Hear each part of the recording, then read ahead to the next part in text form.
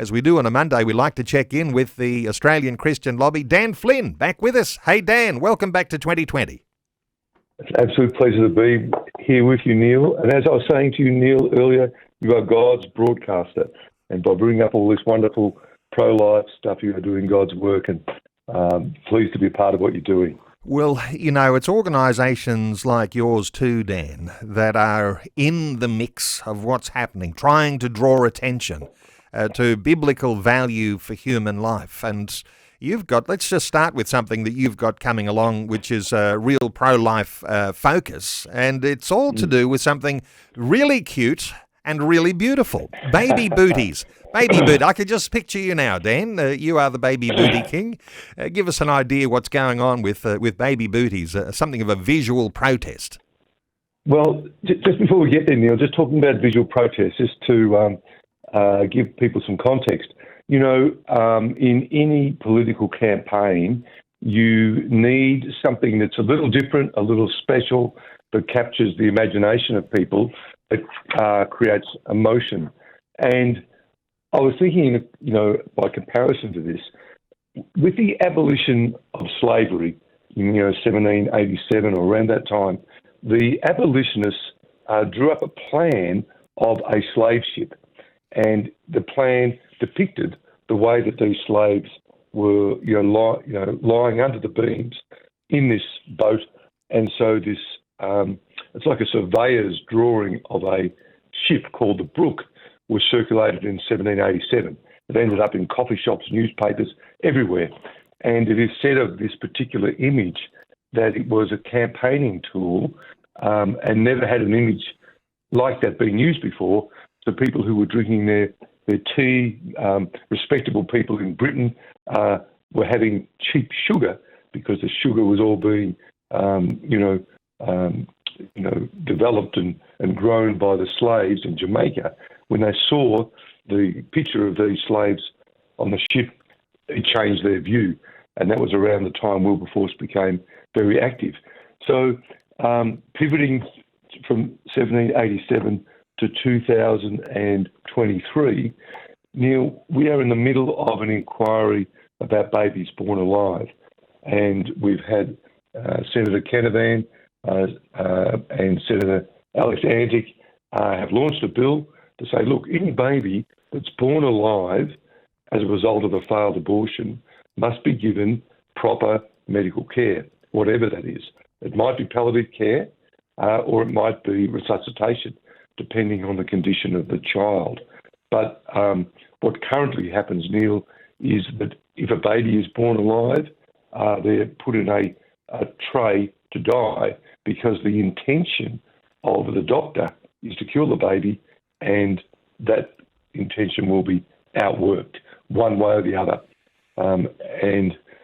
This is a great human rights travesty. Like slavery, it is the shedding of innocent blood like we saw with slavery. And evidence has been given. Michelle Pearce, our CEO, and Wendy Francis gave evidence a week or so ago. This committee will report on, I think, by the 31st of July. So what we're proposing, Neil, is a demonstration, not a drawing of a slave ship, but something sort of equally confounding. And what we propose, Neil, is that we have at least 800 sets of sewn babies' booties placed on the lawns of Parliament House in Canberra. And that will speak to the plight of these babies born alive. There's about one a week in Australia that we know of on the government statistics. And we want to acknowledge these 800 babies born alive. And it's a visual connection. And what we will be saying to people is if they volunteer for us, that if they sewed a pair of booties and they posted it to us, we will include their booties in this visual protest. And so what I expect, Neil, is that there'll be a group of political activists who never thought they were activists, who would never ring a member of parliament, but would love to sew some booties, might sew 5 pairs. And we would love to energise people who love babies, who love the unborn to be involved in this and to show to members of Parliament that every life matters, that infants, no matter how small, they need warm feet, they need love, they need proper care, they need to be treated as a human. And so we're excited about it, Neil. Dan, I suspect there's going to be a lot of listeners who would like to contribute to this, what you call a visual protest. And, 800 pairs of baby booties on the lawn at Parliament House.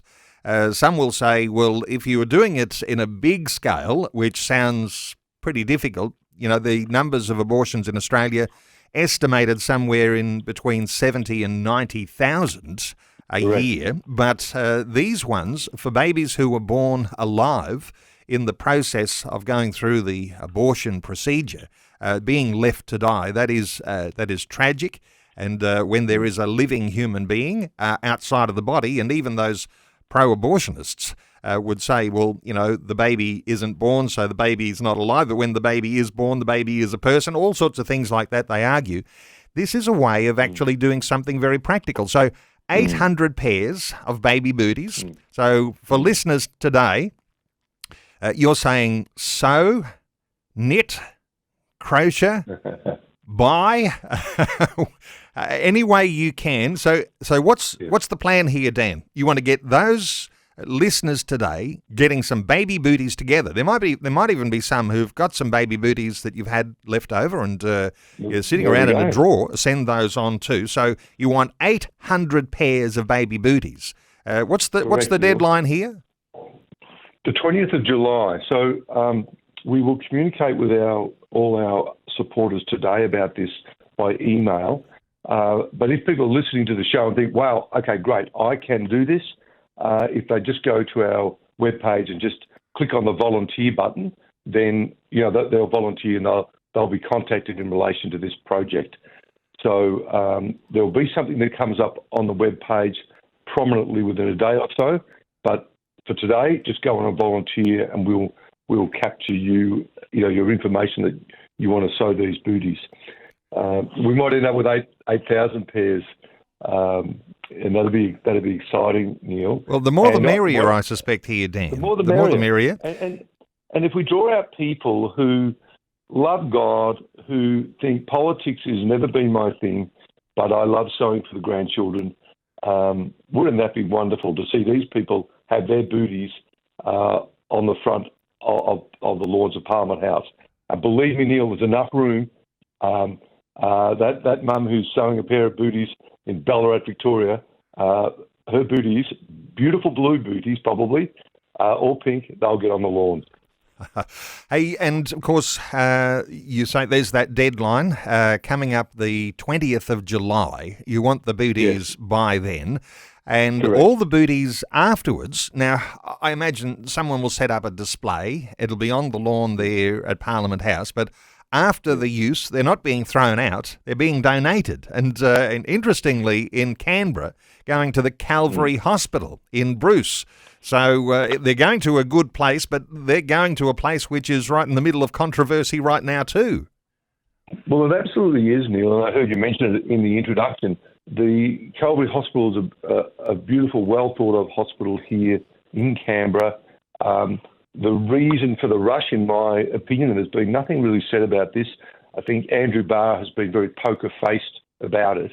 The reason for the rush, for the forced takeover, for no committee hearings, etc., in my view, the reason is that the ACT Labor Greens government are very excited about a euthanasia law that they propose to pass later in the year.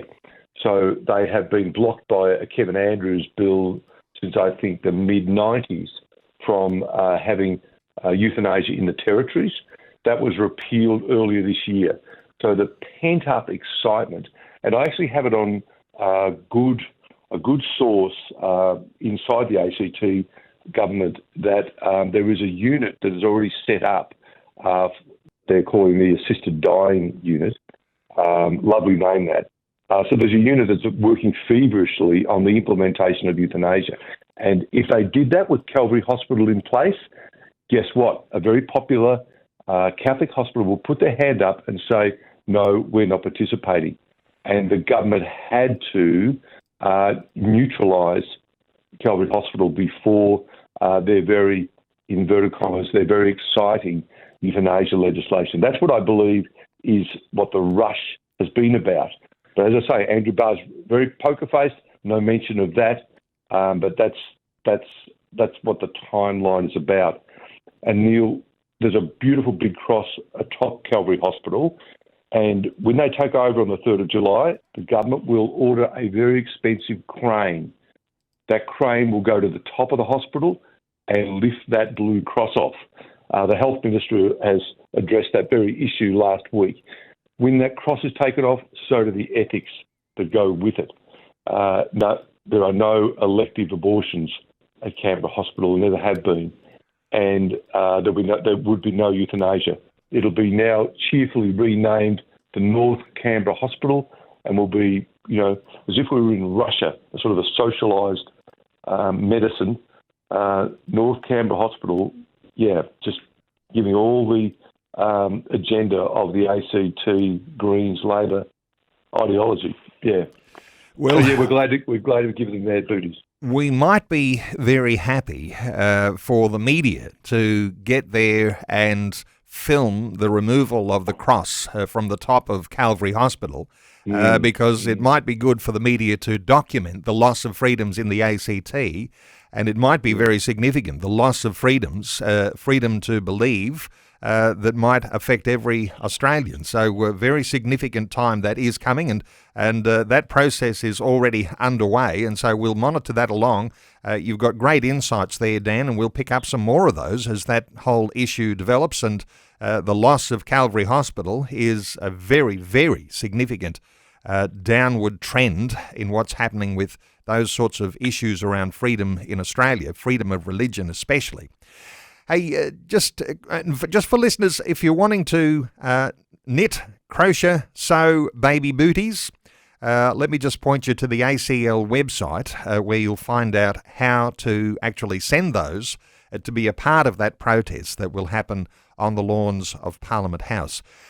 Some other issues. Let's just touch on some quickly now because we've run out of time a little bit here, Dan, but you've got a One Click Away campaign. An anti-porn campaign. What's happening there? Well, this is an exciting development, Neil, that we haven't quite launched, but I'm certainly giving your listeners a preview to. One of the problems with mobile phones and is that within about probably 2 or 3 clicks, you can be on a porn site.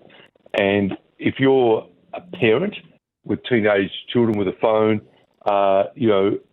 this stuff is so corrosive and is corrupting our kids and impacting everybody who's not very, very careful. So we are calling on the government to implement an age verification law that you can only get to a site that is pornographic if you are able to prove that you are over 18, which they have in place for gambling. So age verification, the technology is possible. And there is a parliamentary report that unanimously said, yes, we should do this. But the problem is, Neil, that report's now about 3 years old and gathering dust in some top drawer at Parliament House. So we're saying, look, get the report out. There were Liberal and Labor people on the report, and our campaign will be called One Click Away. So when Wendy Francis does her Fridays with Francis on Friday, she will launch that. And I think it's something that's very exciting, not just for Christians, but I just think for anyone who's trying to raise a family to know, well, okay, great.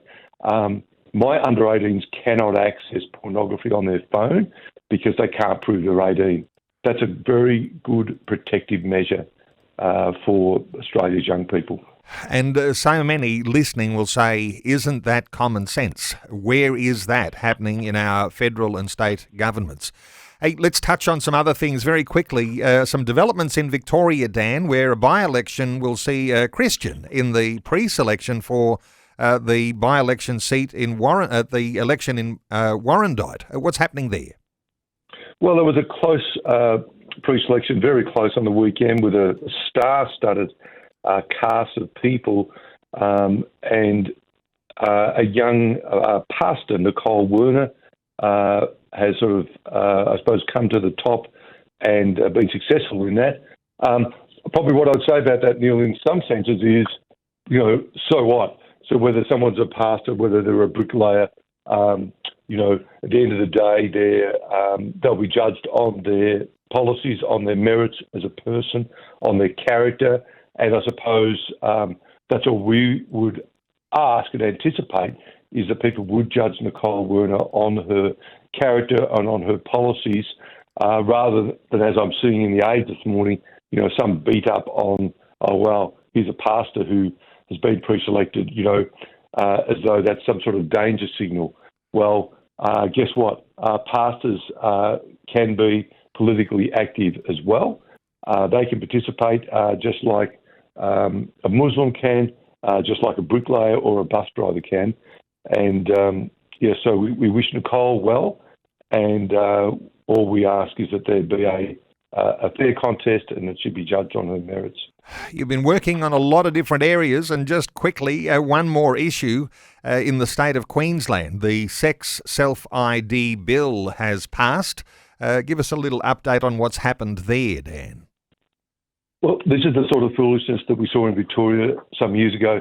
Basically, the proposition that you could, if you're in Queensland, and I know many of your listeners are, they won't want to do this, but people in Queensland could just go and merely on the basis of their self-identification change their gender on their birth certificate, which would, flow onto their licence and everything else.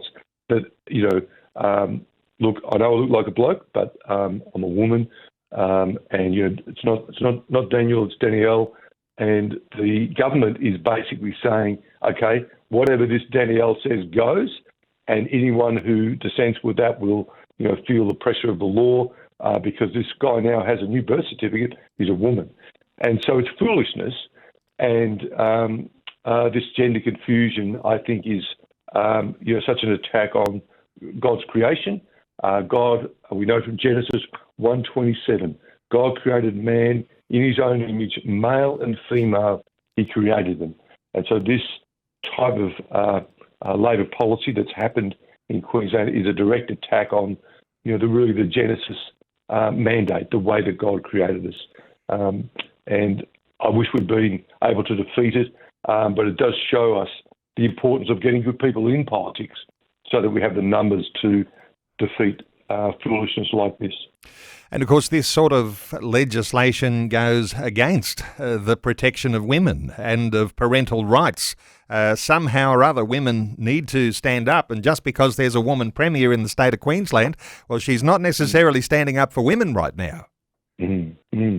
Well, absolutely. And I think sometimes even the Liberal opposition find it hard to find their voice on this. They tend to hide under their desk in their office when these issues come up because people don't want to be, anti-trans and get attacked by the very,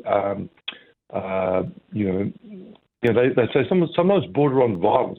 I've experienced it myself from the trans community, and they're not all violent, but they have when they're together, when they're protesting, when they're demonstrating, there is a violent tinge to it, and I've seen it myself in Victoria. So good people don't want to speak up against it, and people find it hard to articulate a line against it. But I think a pretty straightforward one is, do you want a man in your daughter's change room? This offends people, and your average person looks at this and goes, well, this is silly. But it doesn't, for many of them, it doesn't affect them. But it can affect them when it impacts, the way their daughters are being looked after at school, the welfare of their daughters, and at sport on Saturday. That affects them as well. So we pray for a restoration of sanity, Neil. Yes, restoration of sanity. Hey, just one more quick issue to squeeze in, because we're going to be talking about abortion this next hour ahead too, Dan. Some changes coming in Western Australia. So for WA listeners here, there's some changes on the way. What's happening there, very briefly? Well, Neil, they're just trying to bring things, I suppose, the way they are in Victoria, that someone can have an abortion up to 24 weeks for no reason, and after 24 weeks for any reason. Neil, this is hard because the Labor Party have the numbers, and we've got to get inside the system and populate these parties. I know Peter Abetz will be working very hard, our Western Australian director. He won't be able to stop this passing. It doesn't mean we support it passing, obviously, but there'll be hard work to protect babies born alive, for women to get access to information, and for conscientious objection for medical staff. In some ways, we're trying to save the furniture, Neil, in a situation where, while we are 100% opposed to these changes, and we will never step away from that, the reality is that with the Labor Party having the numbers, we have to work hard to get some important amendments through, as we did in South Australia when these laws passed. It's challenging times to do what you do, Dan Flynn, at the Australian Christian Lobby, and the team there that you're working with, your new CEO. There are challenging times. Things are changing dramatically. And for listeners to connect with the ACL, here's the website, acl.org.au, the Australian Christian Lobby, acl.org.au. Remember the Booties in all of that. And Dan, thank you so much for giving us another great update, as always, here on 2020. Thank you so much, Neil.